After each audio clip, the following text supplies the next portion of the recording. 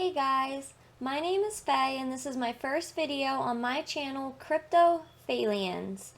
I'm going to be making some videos about my journey through the NFT space, so I figured where better to start than the basics.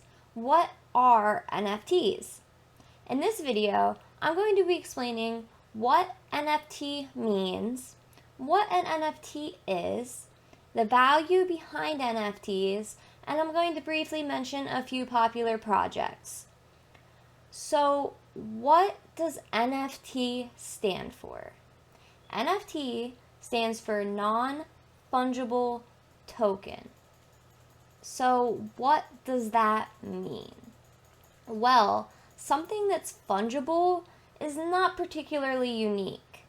For example, any item that you find at a grocery store or a department store is a fungible asset. One box of cereal goes for the same price as any other box of cereal. Now, the same applies for currencies. $1 is the same as any dollar, and one Bitcoin is the same as any Bitcoin. Something that is non-fungible is an asset that varies. Examples of this would be something like land or real estate, or an example that I like better, Pokemon cards. I've been collecting Pokemon cards since I was 4 years old, and I've been selling real world collectibles since I was 7 or 8, and trust me, there are tons of different variables that determines the value of these collectibles. If you took a stack of Pokemon cards and put them face down on a table, not even the most skilled and educated collector in the world could tell you what the value of that pile is. That's because it's determined by the specific attributes of the card, such as what Pokemon is on it, the rarity of that card, whether it's holographic, and the condition. This also applies to land and real estate. You could be paying the same mortgage for an apartment in the center of New York City as you could for 5 acres of land in the desert of New Mexico. So now we understand what non-fungible products are. What about tokens? A digital token is what represents to the blockchain that you own that asset. For example, you know the certificate of authenticity that came with the gold-plated Pokemon cards? Well, a token is basically like a certificate of authenticity or something like a deed for real estate, except a token is on the blockchain, which means it can't be altered, changed, deleted, or controlled by anyone but you, the owner. So, an NFT, or non-fungible token, is a digital asset on the blockchain that the owner has complete control and ownership over. The unique traits about NFTs that make them different than other digital assets is that the transparency of the blockchain makes ownership basically public record, so anyone can verify that the assets you're owning and flexing are actually yours. And those assets are immutable. So some of the things that people are using NFTs for include art, music, gaming, domain names, trading cards, digital land, and much more. NFTs are gaining a reputation for people spending millions of dollars on pixel art profile pictures, but they actually go so much deeper than that. I'll be getting into some specific projects later in the video. So, why make NFTs? What's the value behind them? So, we're going to go back to the example of Pokemon cards. Why collect Pokemon cards? Well, for one, as a hobby. Some people just enjoy building a collection of something they enjoy that they can be proud of and share with others. With this being said, it also builds community and fan bases, and it gives people something to have in common. Another reason that I believe that people invest in collectibles is for potential appreciation of value. So these three things are why I think people invest in collectibles: for fun as a hobby, for community and fan bases, and for potential appreciation in value. Now, some of the problems with owning collectibles is that they can be damaged, destroyed, lost, water damaged, or even eaten by the dog. Point being, that collectible is not indefinitely protected. When something is minted on the blockchain, it literally can't be changed, altered, or damaged, let alone by environmental factors. And this concept goes for more than just collectibles. It applies to art, documentation such as deeds, or even something like an access key or membership pass. An example of this is that MIT actually offers a non-transferable NFT option in replacement of a traditional diploma. NFTs bring the same values as collectibles, but with a digital perspective. They are a hobby that creates a community that also has the potential to appreciate and value. The NFT community is very friendly and helpful, and being involved in the community is a very important aspect to being involved in the NFT space.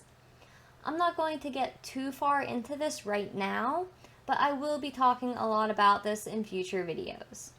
If you're thinking about getting involved in the NFT space, please make sure that you do more research on the community before just jumping in. So, we've established that NFTs are permanent and immutable. We've also established that people are interested in NFTs for the same values as collectibles, and we've established that they can be used to make immutable contracts such as deeds and diplomas. So what else brings value to NFTs? Well, they are a new and evolving technological advancement, and along with every other advancement, this means new business and market opportunities and the chance for literally anyone to take advantage of this technology and apply it to new practices and new models.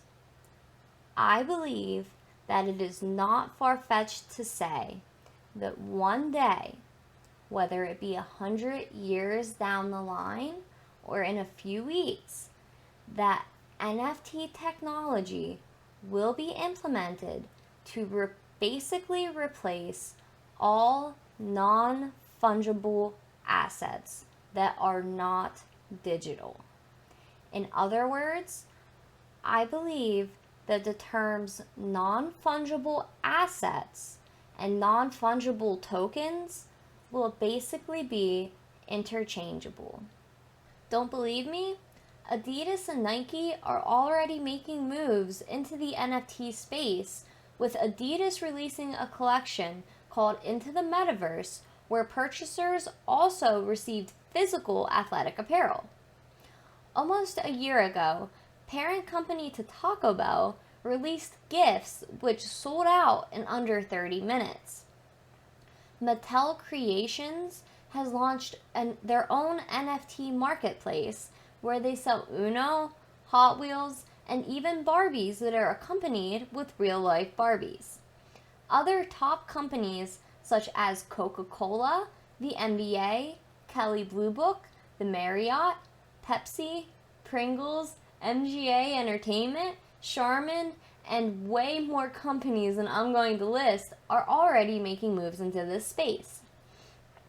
Although all of these huge corporations are testing out the waters of this new technology, one of the main premises behind blockchain technology and NFTs is to cut out the middleman, as they say.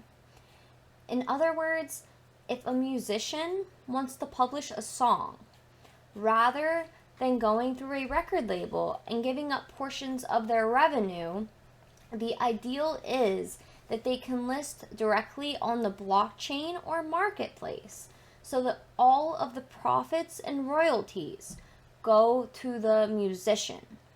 The same concept applies with artists and other kinds of creators and developers. With this being said, the opportunities that are being created are there for everyone, not just these big corporations. NFTs have given artists a new way to share their art, and many new artists have gained exposure and reputation due to this new market of collectible art. So I hope at this point we have an understanding of what NFTs are and the value behind them. At this point, I would like to get a little bit more into the different types of NFTs. So for these examples, as you can see here, I've navigated to OpenSea.io, which is currently the leading marketplace for NFTs. So we're going to check out Explore, and then we're going to go to one of the top collections called Bored Ape Yacht Club. So as we can see here, the Bored Ape Yacht Club is a collection of 10,000 unique Bored Ape NFTs, unique digital collectibles living on the Ethereum blockchain. Your Bored Ape doubles as your Yacht Club membership card and grants access to members-only benefits. So, at the time of recording, the floor price of this collection is 92.5 Ethereum. For an example of how much this is going for in USD, 1 Ethereum is currently equal to $3,180 at the time of recording, which would calculate out to be approximately $294,150. So as we can see here, these are all different apes with different attributes, and some of them are more common and some of them are more rare than others. These tend to determine the price of the specific NFTs as they would with collectible trading cards. Now, this is one of the most popular projects on OpenSea, so by no means does this reflect all NFT projects. There are projects for as cheap as $20 to as expensive as projects like this. There are also a variety of different art, from pixel art to 3D art to regular 2D art like this. I've already talked a little bit about music being NFTs, so we're going to move on to my personal favorite type of NFT, which is trading cards and video games. For both of these examples, I'm going to be using a game that I really enjoy called Gods Unchained. So as we can see here, we have some very beautiful artwork, and it says the trading card game that pays to play. So we can see here that it says if you can't sell your items, you don't own them. It says in 2020, players spent $74 billion on in-game items, and that players received $0. So it says true ownership for players. This game gives you complete ownership over your in-game items. You can collect rare cards, build your decks, and sell cards to other players. Now, trading cards are a great example of NFTs used in a game, but any character or any item in a game can be an NFT. Skins, creatures, weapons, armor, even simple things like furniture and food can be NFTs. So let's navigate to the marketplace. So as we can see here, there are cards listed in both Ethereum and the game's own currency, Gods. Players of this game can earn Gods and cards through playing the game, and they are free to do what they want with them. This is just one example of an NFT game where there are opportunities for players to actually play to earn, and the cards they own in-game belong to them, as they would if the player actually bought the cards to play in real life.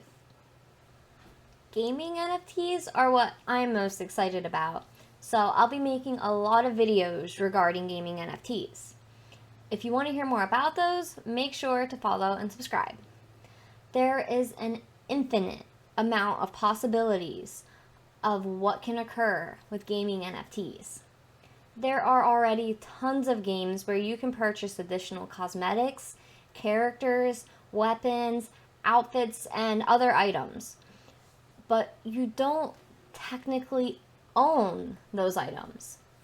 If you buy an outfit in a game, you typically can't just go list it on a marketplace to sell to other players when you get tired of it and want another one.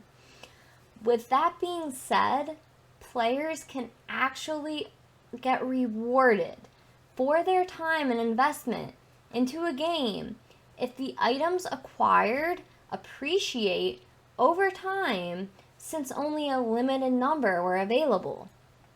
These concepts can be applied to many different genres of games and have the ability to revolutionize in-game economies. So, like I said, gaming NFTs are super exciting. I'll be talking a lot about them in the future, and I'll also be talking more about getting into the NFT space, where and how to buy projects on the marketplace, and the things that you need to know when researching new projects to invest into. Most projects are way deeper than just the pictures that you see and have some kind of utility, community, or other value proposition behind it. And by the way, I'm sure you've heard of the metaverse, right? Well, it would be the same concept for the metaverse as it is for gaming. Clothing, accessories, decorations, pets, vehicles, whatever the metaverse may hold, NFTs will be hand in hand. So to sum it up, an NFT, or non-fungible token, is an immutable asset on the blockchain. This asset can be anything from art to collectibles to music to in-game items to deeds and degrees. This technology may sound complicated. I know when I first heard about it, I really overthought it, but it's as simple as a more secure digital means to store collectibles, art, contracts, and other assets. It opens up a marketplace for artists, musicians, gamers, and many others to distribute wealth in the forward-thinking ways that I've mentioned in this video. With that being said, I'm not a financial advisor, and none of this is financial advice. I'm just a random purple-haired fairy letting you in on what she's learned about the human ways. If you want to learn more about NFTs or follow me on my journey through the NFT space, don't forget to subscribe. This concludes my first video. Thank you so much for watching and sticking around. Much love and see you soon.